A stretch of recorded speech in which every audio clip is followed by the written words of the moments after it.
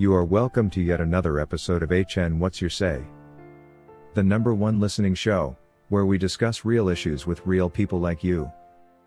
We are still featuring R. Kelly. Real name Robert Sylvester Kelly. Also known as the R&B King.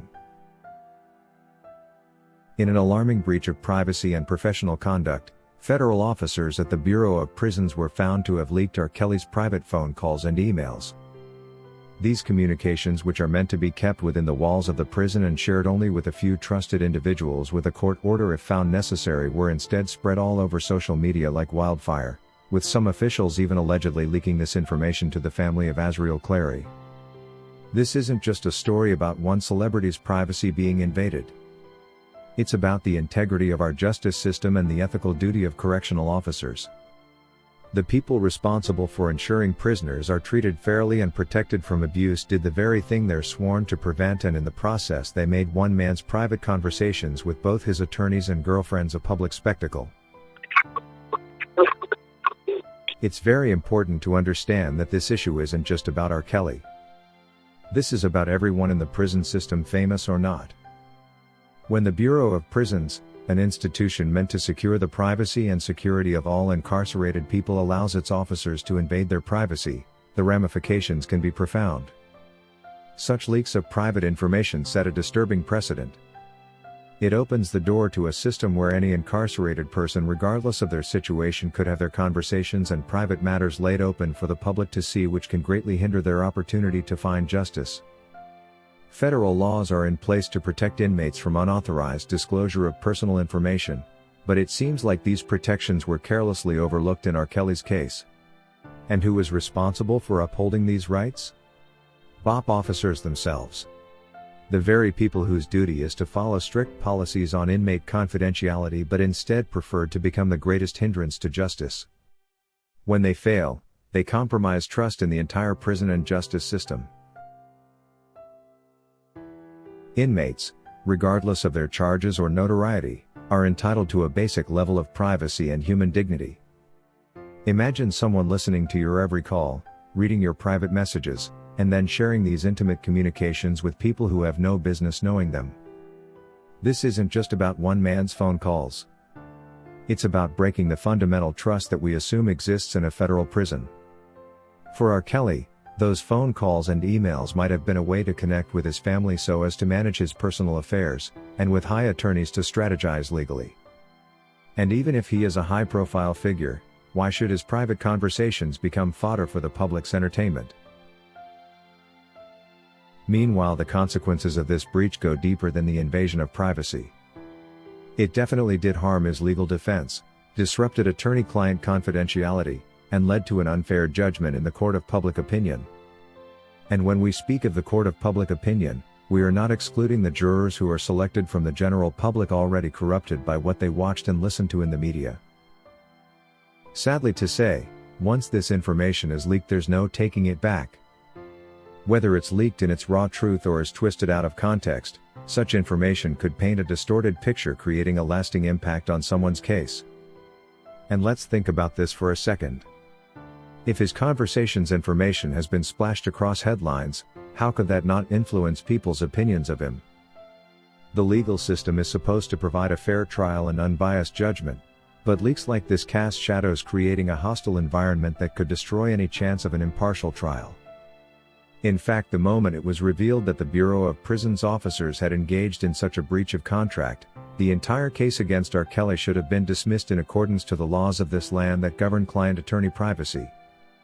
It is, however, absurd to see that until today, R. Kelly, whose rights have been repeatedly abused in this way, is still in prison, subdued by the impunity of government, which is seemingly allowed to break the law whenever they please and to lock up innocent people.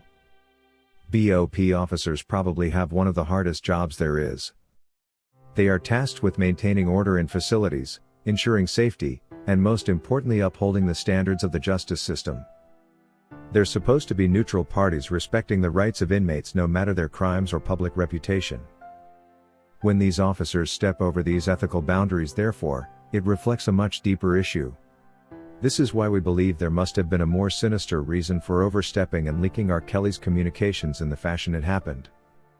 Remember, it wasn't just a single officer but multiple officers led by one that came in from a different jurisdiction who made a copy of every single email to her personal computer.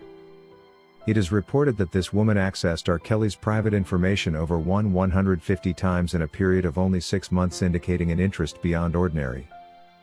The system itself needs accountability.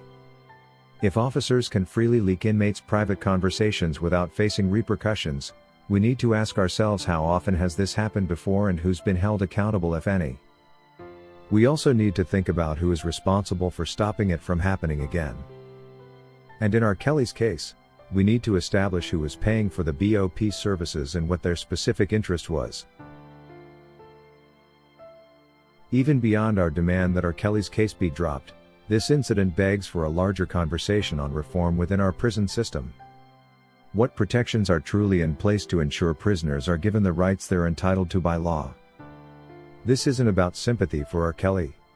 It's about holding our institutions accountable and ensuring they uphold the Constitution. If we want a system that respects all individuals under its watch, we have to demand more transparency, stricter policies, and better oversight of prison staff. There should be consequences for breaches like these, not just to deter future incidents but to show that privacy of inmates or suspects matters, even behind bars. People across social media have voiced outrage at this breach of privacy. Regardless of how anyone feels about R. Kelly or his case, there's a clear understanding that leaking someone's private communications is wrong and an abuse of power. It's therefore time we demand answers and demand accountability. The rights of individuals in prison are rights that protect us all. And so we should all ask ourselves, are we okay with a system where officers who are supposed to uphold justice abuse their power in this way? Are we willing to accept that someone, just because of their fame or notoriety, doesn't deserve the same level of privacy as anyone else? At the end of the day, we ought to remember that this isn't just about one artist or one case. It's about protecting everyone's rights and standing up to abuses of power within the system. The Bureau of Prisons needs to answer for these actions, and we as the public must hold them accountable. It's time for change, and that change begins with us demanding a justice system that is just for everyone. According to Patterson. Thank you, HN News. R. Kelly should have been out of prison already. It's a shame how the justice system failed him. Justice is supposed to stand for the truth and not lies. These people should be in prison for ruining R. Kelly life for no reason. God will prevail for the R&B king. We have to keep praying for R. Kelly and supporting him, for he is innocent. According to Mary Ray. Everything I'm saying now and said before can be summed up in one question. What is their motivation for ruining R. Kelly's life? Was it solely for financial gain? We know that a lot of the things that they said about him were not true.